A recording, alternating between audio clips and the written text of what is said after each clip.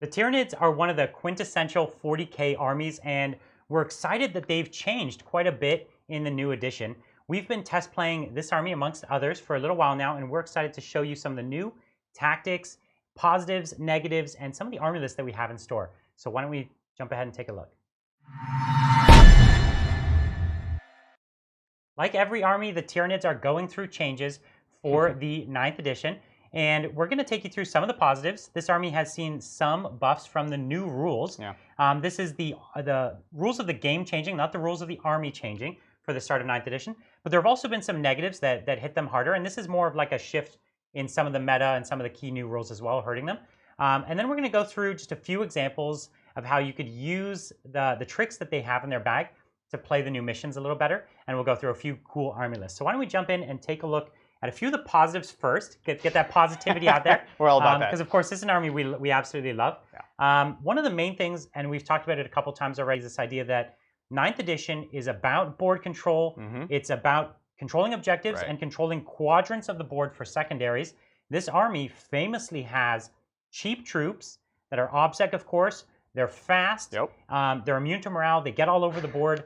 And they're just really great at holding the board, probably more than almost any army I could think of. That sounds great. And they're all very flexible, right? You can be throwing buffs on certain of them, double moving them from other things. They just have a lot of value for a relatively cheap points. Even things like the Lowly Ripper is fantastic, one of the best troops in the game. I've lost so many games to Rippers. Right? And they got 100% better with things like the new secondaries. So that's definitely something to be excited about if you're a Tyranid player. Yeah, this army does not outkill some of the killiest armies in the game. Not currently. It's definitely got some scary units, but it does outhold most armies in the game. That's right. And there's going to be this tension that we're seeing in this 5-turn game of, can you hold long enough to get through your opponent's killing? And in a lot of our experience, the army that holds actually does end up winning the game despite the killier opponent. 100%. So we actually think that's kind of the main positive, and that's the main way you're going to want to play your Tyranids. Don't try to outgun your opponent. Try to outhold your opponent, and this army's fantastic at it. Absolutely. So one other big change is the change that for other armies they care about in terms of vehicles. Vehicles can move and shoot in combat. For Tyranids, it's of course their big bugs. They're very iconic monsters that they have.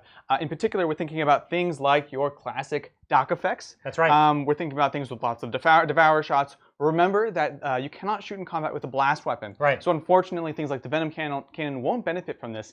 But these dual role Carnifexes with that, the Hive Tyrant with the same sort of loadout. Absolutely. These things are just got much better. They can shoot out of combat. They can still fight. All those acid sprays shooting in combat now. That's right. You love it. There's so many of these monsters that benefit from this. Yeah. You know, even let's say the Exocrine that wants to stand still, now on the turn when it needs to move, doesn't suffer that move and shoot penalty, right? And so really there's no big monster that didn't benefit, at least in some small way, from this. That's true. It maybe didn't benefit as much as some vehicles in the game did, but every one of these got a little better, a little more usable. And you want to see these models on the board. Exactly, especially as you begin to capitalize on some of these models. Things like the Exocrine, right? You can, of course, make one count as if it was standing still and still shoot with all those extra bonuses. But the other two, if you have to move them, you get a bit more of that flexibility, which is nice. Because it was always like, you get one, it's going to be at max efficiency, and the rest kind of really get in trouble. But you don't have to worry about that as much as before.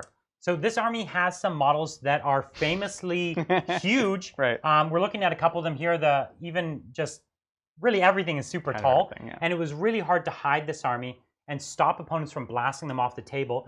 The new change to the obscuring rule means that even a 5-inch ruin counts as infinitely tall. Yes. And that means all your big bugs now can hide, especially early game, but all the way through the game they can continue to move, use the terrain to essentially be untargetable. And it really means that you're not going to get alpha struck off the board as heavily as you used to. I know Swarmlord is extremely happy about that because he's such an important and expensive part of your army. He's always holding those swords so high I know, in the air. He's like almost short enough to hide behind most ruins, but there's always that second floor window. That's right. So that's really exciting. And of course, the gigantic Hive Tyrants. But as you were saying, even throughout the game, a lot of 9th edition movement and line of sight shooting is all about angles. So you can really play the angle game with these big monsters. So that's nice. Yeah, one of the other things, of course, the board got smaller. Yeah. And there's many reasons why Tyranids love this. Yep. Tyranids can screen the board better with their mass models. They were always amazing at this, but they're even better at it. Of course, they get into combat faster. The very few models that can hide in the corner from some Kraken Gene Stealers, now there's nowhere to hide from those fastest units. But of course, they even have some legendary guns. We're looking at the Hive Guard here. And at 36-inch range now, these guns threaten the vast majority of the board. Yeah, it was always a great mid-range gun, but now it goes deep into the enemy line. Of the board gun. So that's exciting. They have a bunch of shooting that kind of hits that 24 to 36-inch range, and that's fantastic. If you were already playing Kraken, yeah, like you're going to be in that range more often. It's great. So that's an awesome change in a number of ways as far as shooting and holding objectives.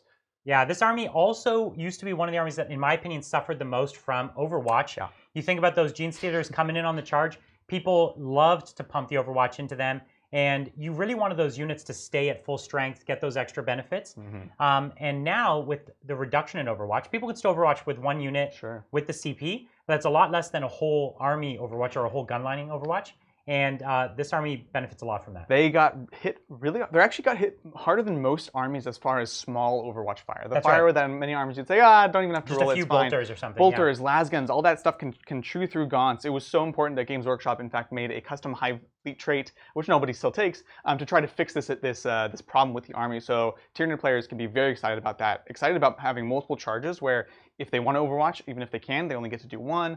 So that's exciting. Get in combat sooner. Yeah, and this army didn't suffer from the loss of Overwatch that badly. Nope. There's only a few big models that wanted to Overwatch. I'm looking at that acid spray again. But you can still pay that 1 CP, spray your acid, go for it. Everyone else didn't really care that much about their Overwatch. Yeah. Or the big gun units like the Hive Tyrants or Hive Guards. Sorry, you didn't want them getting charged. Right. So that's not a big loss. So that's a full positive. But that's about where our positive list ends. We think there's probably about as many negatives or more negatives for this army, which are going to make it a bit challenging to play in 9th edition, or at least make you rethink some of your tactics.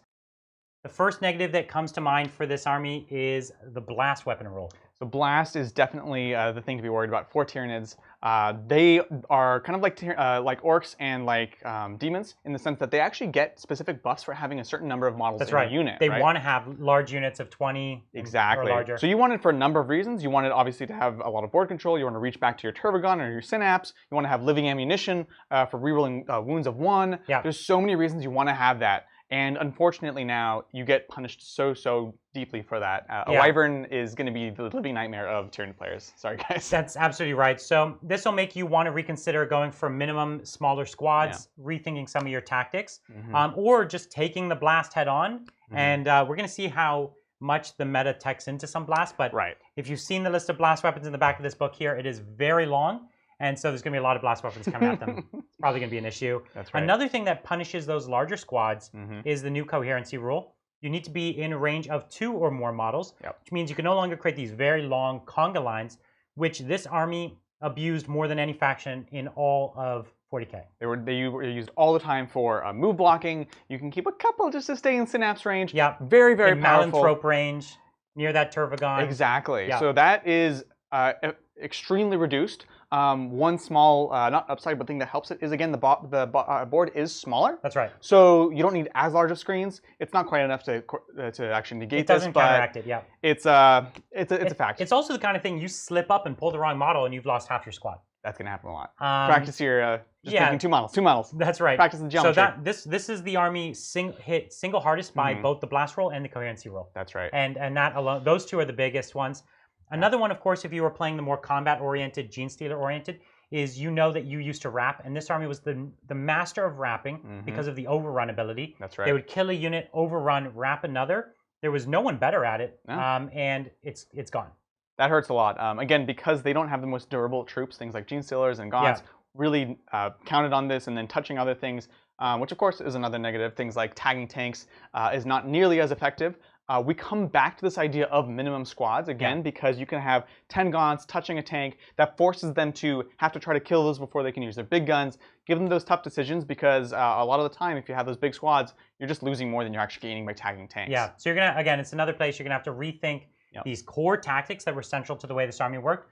Those are not the tactics. You're going to have to look at new places now. That's right. Another one, when you're using those Gene Stealers, was very common, is you would rush to the middle of the board, maybe hide in a key ruin or building, and then from there you had striking distance on the whole rest of the board. Right. Well, now when you post up in that center ruin, more often than not, you're going to be targetable now, where you used to be essentially untargetable in most of these buildings. And this army suffers to high-quality shooting, and they really can't take multiple turns of being shot. Yeah. So that turn where they hid in those buildings was crucial. you don't have that hiding spot. It's a double whammy too, because if you want to get the benefit of cover, you basically have to be visible. This hurts not only melee units like Gene Stealers that want to be pushing up the midboard, like you mentioned, right, but also things like Hive Guard, right? They traditionally, first thing you do when you get to the table, where's my L that I can stay hidden in with my Hive Guard? You can still be hidden, but you're going to be A, further back, and B, you're not going to get cover anymore. So that was kind of a double whammy. Your Gene Stealers can still, they have long move and long charge, so they can kind of stay behind, but they're going to be less hidden from other angles. They're not going to have cover, things like that. Yeah. So not that Gene Stealers care. That's a pretty big negative. Yeah. The other one, of course, your monsters got better. You're going to want to put those monsters on the board, but everyone else's vehicles got better too. That's right. And what this means is the enterprising 40K player, while they're writing a list, will be saying, there's going to be a lot more vehicles and monsters on the board. Yeah. Maybe I'll bring those fusion guns or those meltas, or those last cannons. And so we think you're going to see a lot more of those tank-busting weapons. And as we all know, without invulns, these monsters, they drop probably better than most big things in the game. It exacerbates a problem that already existed. You're probably maxing out on your 5-up invuln on your exocrines anyways, things like that. And the rest of the army kind of just folds to any equivalent shooting from another army. So now, I will offset this one a teeny bit. Sure. This army does a great job at killing tanks. Yeah. Exocrines, Hive Guard, they are both excellent units at dropping tanks. Of course, even your Carnifexes can do an amazing job. So you've got the anti-tank tools. Yeah. But you're an example of what's wrong with the game. Like, you are an example of the kinds of guns that are going to take you down. So it's good and bad on that one. And the other funny thing is about a lot of these heavy weapons, like things like Venom Cannon, that were amazing. They hit super, super hard.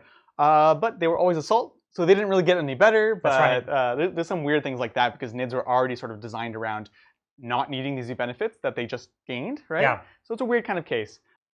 Okay, well, why don't we take a look at a few strategies we do have that show you how to use the tricks that are in this army to win some games in 9th edition. The Tyranids are all about holding the board, so we're going to show you how to hold the board. One of the things that has changed is, of course, unit coherency, meaning that you're spreading out these units less. But if you are clever and you master your sacred geometry, you could still get quite a bit of space here. 100%. So on the most basic level, you could, of course, solve this issue of wanting to reach points and string out by just forming 2 ranks of models, right? You can essentially, if we take a look at the top camera right here, we can just have ranks of 2. Now, it's not terrible. It's not great either, though. There's a better way to do it. This is obviously, this is completely durable. No matter how many models you lose, you're always completely in range. Exactly. And so this is the safe way that you could think to do it. But this sacrifices the total potential space you could take up. Exactly. So when you're building these screens, what we want you to think about is the Sacred 5. We're making this very... That's right. All right, so we have a 5 like this, right? And what you're going to do is you're going to be building out these 5s.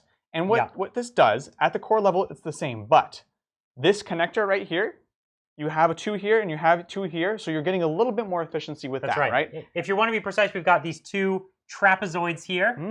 Yep, taking you back to school. And you've got these touch points between, and these touch points are what's saving you 1 additional model. Exactly. So you're saving essentially 1 model here, basically 1-2 models every 10. Right. So now this is great. You're going to use this a lot if you have any 10-mans for basically any army. However, if you want to cover as much board as possible, if you want to stay within range, say, of Big Mama over here. Yeah, we've got a Turvagon and a Malanthrope, both things that you want to string back to. Exactly. Traditionally, with a 10-man, this is also durable because you can say pluck, pluck, you take 2, then you have to pull from the back end in order to maintain that, right? Now this works great if you don't need to stay at one end in particular, right? That's right. In this case, we do. And so what we're going to do is we're going to take a look at this example here. Yeah. It's basically a circle, right? But we're going to explain why the circle is so important. We have these segments of 5, 5, 5 just like here, we showed you here. Just like we have. Thing. But we've connected them all in this looping fashion that touches an objective here, an objective here. This is relatively common based off of several of the missions. That's right. And we also have our support characters just behind this building. That's right. One of the nice things also is this building now, because it's 5 inches tall, is blocking line of sight to both of these monsters, where it actually wouldn't be previously. No. I could easily see over this building from this side. So that's a nice little touch. It means that you could keep them safe and you're going to want to string back to them. But why don't we go back and show you how to make the most of this circle. Right. So what happens here is we can essentially pull from anywhere in the circle, and we will be in coherency. For example, we could pull this model here everyone's still within range of at least 2 people, as long as you don't pluck these connections Yeah, here. don't pull the connection pieces. Pull from the center of the 5. And well, actually, in fact, what we're getting from this durability is even if we were to say pull out this entire section, we're maintaining coherency here by going around, right? So it's only those connections you lose some efficiency. And what this lets us do is we can pluck, pluck, pluck, pluck. We can even pull it further, right? And we can see how many models we can pull and still have both objectives. We've also taken up a large portion of the board here. Again, we have movement, we have double moves in the army, and this really gives us so many benefits. Yeah. So what this is showing is that if you're really, really clever and you practice a lot about how to position your models, you could be just in the right spot so that you can pull models and still be where you want to be. That is the trick here. You need to think, not am I just where I want to be, but where am I going to be after I have to pull my models? Exactly. Because these things will die. They die famously quick. And so you want to be still on your objectives. You want to still be in range of your bubbles. And you still need to be able to pull a substantial number of models to get there. You're not going to be able to pull as many as you used to, but you could still pull an awful lot. It's an essential skill when you're playing these things that want to string back to a buff, especially for these units that need things like synapse, that need to be replenished. And you can use it in such a way that it actually still is able to reach out into the board in ways that we're used to doing. I think this is the part that's going to take you the most practice because you have a ton of models, and now you need to think really carefully about the layout of all of them. And this was already a slow army to play when moving all those models, and now you got to be extra careful about the positioning. So we'd really advise that you think about this a lot when you're playing, practice it a lot so it becomes second nature to you. That's right. So speaking of movement, let's go ahead and take a look at another tactic. So one of our favorite units of all time is the Biovore, and it's always been an amazing unit. But in an edition where we're going to have so many more things that we want to move block, where move blocking is even more crucial than I think it was in 8th edition, and it was pretty crucial in 8th edition. The Biovores become amazing for their ability to miss. Every time they don't hit a target, they get to drop a spore mine near the target, and we're going to show you why that's so fantastic in this particular scenario. It's actually downright evil in this scenario. So evil. It's so good. So what do we got here? Across the board, we have 4 of Castellan robots. You know we like them here, but we are going to show you how to absolutely ruin their day. Just nullify them. It's so powerful. So we've got a ruin here that would block line of sight for both these units, but of course these Castellan robots have a mighty movement, and in their next turn, they're going to be able to come up, touch this building, see through, and just get rid of these Biovores. 100%. Like it's nothing, but good thing, the Tyranids are shooting first in this situation. We've got 6 of them, so they're going to shoot 6 times, they're going to hit 3, and they're going to miss 3. Exactly. And it's those crucial 3 misses we want to miss. that we're so excited about. It's going to allow us to drop these spore mines. Where do you want to put them? I might almost even move them so that they get the -1. They don't suffer the movement and shoot penalty. They're not monsters. But they're not infantry. Oh, yeah. So that's actually, I really like that what they did there is they, for once, did not specify the specifics. They said everyone gets this except for this thing. That's so you're totally right. So it's cool that they can move and shoot. So what we're going to be doing is we are going to place our first miss right in front. So they can't just 3 inches walk away. in a straight line. Yeah, within 6, with 3 away. We're going to put another one over here on this side here. That's right. And we can put it at a bit of an angle, as long as they're just not getting enough move to go around the ruin. And then another one right over here. And so what we're doing here is we're really minimizing where they can move that actually lets them touch the ruin or move around it or shoot. In this case, of course, it works great, but this is a microcosm of a game, right? So one of the things that happens a lot of the time is these robots are right on the line. They have movement to move around a building or onto a ruin, and there's actually very specific places that they want to be able to move to get onto a position. So this works very, very well regardless of the setup. This is just and of course, we only showed here 6. We would always take 9. We were like 9. Just to be able to do this. But now in the robot's turn, because of the move blocking, they're going to have a tough time. They're going to have to go around these mines. It's not going to give them the movement they need to be able to get up. And see, even here, they're within an inch. They can't even place here. That's right. So they're going to have to go around the side, and that's just going to prevent them from getting anywhere. So now what's happened is they're not going to get to shoot anything of importance. We did some mortal wounds last turn, and we're going to get to keep engaging them. Let's say we have even Hive Guard back here. That's right. We can keep pounding them for turns and not letting them walk out, and we keep building these walls. Oh, yeah, and we can be playing the shuffle with these guys. That's right, because they move and shoot now. Because they move and shoot. That's right. So really powerful ability. The mortal wounds are, of course, cool, but really the reason we love this is the movement. a movement modification ability, and it's out of line of sight. That's right. And they can really take advantage of these new rules. It's just super exciting. It's all good. The fact that they move, they're easier to obscure. Yeah. Move blocking is more crucial. You're going to have more big targets like these vehicles that you can move block. This is such a dirty trick. I feel so good about it. And it's so good to find things that just stomp on these robots because they're so good too. Exactly. All right, well, why don't we go ahead and take a look at a few list ideas. The Tyranids have a massive collection of models that you can really configure in a million ways for 9th edition. Yeah. So we actually had a tough time picking just 2 lists that we wanted to go with because there's a lot of things we'd like to try, a lot of things that are just so cool and thematic for this army. Yeah, this is an army that's really going to benefit from a lot of playing, a lot of experimentation. It's a very, very deep codex, and so we're probably only hitting the surface, but we want to talk about a few concepts that we think are really interesting going into 9th edition. So the first one leverages something that actually is kind of difficult for the codex to do, and this is hold objectives in the mid-board. Yeah, things with really durable units. So we looked through the codex for something very durable that we wanted to just hold with, and this is a unit that we've used in our games in a really trusty way, and this, of course, the Zoanthrope, with its trusty invuln and multiple wound, and of course, its offensive output to smite can come in really handy, but we're picking them here for their durability and for their coolness. And basically what we do with this army is we take a max of them, which is 18, 3x6, and we move them up onto key objectives, each one of them on its own objective. It's an independent unit. It doesn't really need a lot of support.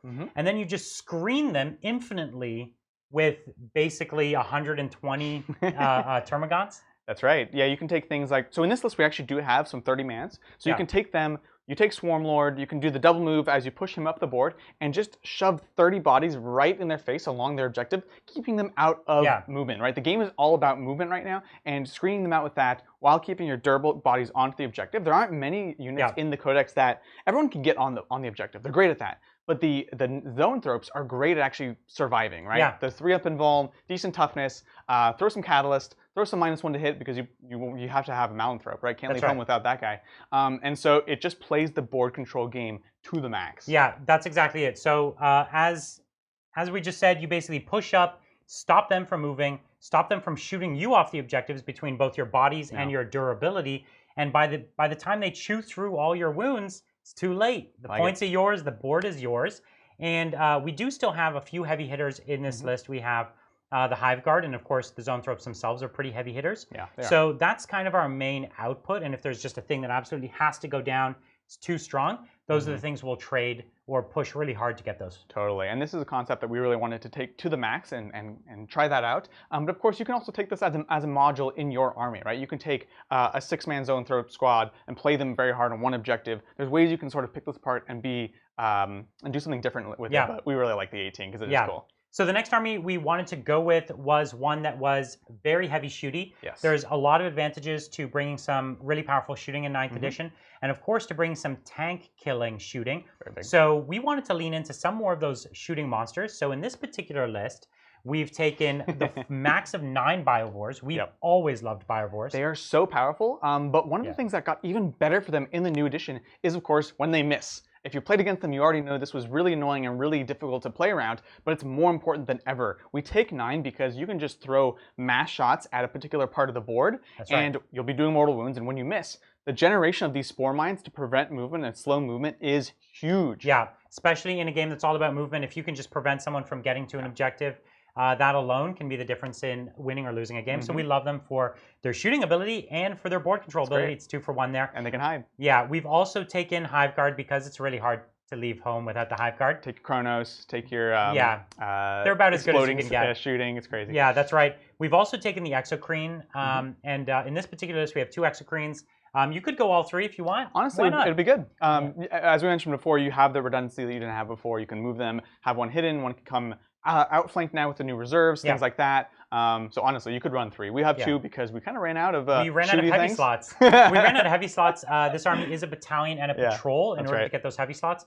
And then what we've done here is we really just filled out the rest with bodies to hold the board. And these can be any bodies of your choice, really.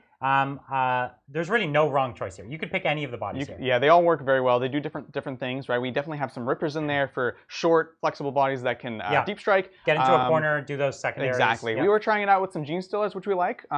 like 10-mans or something that can hit decently hard and also do things. But Termagants could be interesting as well. Yeah, absolutely. I think the Gene Stealer version of this list was the strongest one we built. I think so. And we had 5 10-man squads of Gene Stealers in this list, and then we had some Rippers, as you said. It's like 3 by 3. And the idea is that we don't run them forward. No. Basically, we kind of keep them back a little bit to counterpunch onto the objectives and trade with the opponent in kind of a positive way. So we use our guns, we clear out the midboard, we make it so that it's a no-go zone, and then when someone does try to go there, we go and take your unit with our Gene Stealers. And this is actually a trick that very experienced Gene Stealer players Tyranid players are used to with their Gene Stealers, is actually using them as a counterpunch unit. Right. And this is more important than ever for many of the reasons that we've already mentioned. Yeah. But that's definitely something to perfect whenever you're running them. Yeah, keep them safe in that backboard, then charge up. We've got one more bonus list for you, and we call it the Soul Crushing list because it crushes both your soul and your opponent's soul. And this is to lean into as many cheap bodies as possible. Right. We're thinking the Hormagaunts, the Termagants, the Gargoyles, the Rippers, minimum units of Gene Stealers if you want. Who cares? Just take all the bodies you can. This is for those of you who have been painting Tyranids for 10 years. We know you're out there. Yeah, there's a few of you out there that's just got shelves full of bodies. Well, this army, we regretfully inform you it'll probably work pretty well. It's quite good. Because most people probably won't be able to get through those bodies enough to hold the points. But it's a really hard army to play because it's a ton of models to move. It's really a pain for all those reasons. And it's also, these days, we've found really hard to deploy an army like this. It's really hard. Because your deployment zone is considerably smaller with the new board size. Yeah. So you have to be careful. If you're planning to build an army like this, try deploying it at home and see if you could even get it all in your deployment zone. I would also time your deployment, but that's a separate thing. Yeah, this army takes forever to play, so you're going to have to master taking no time at all to move all these models. Master that movement phase. But yeah, like you said, it just dominates the objectives. Things like Raise the Banner are amazing because your gargoyles will hop on the objective. That's right. You will swarm it. They will never touch the objective. Yeah. You will die.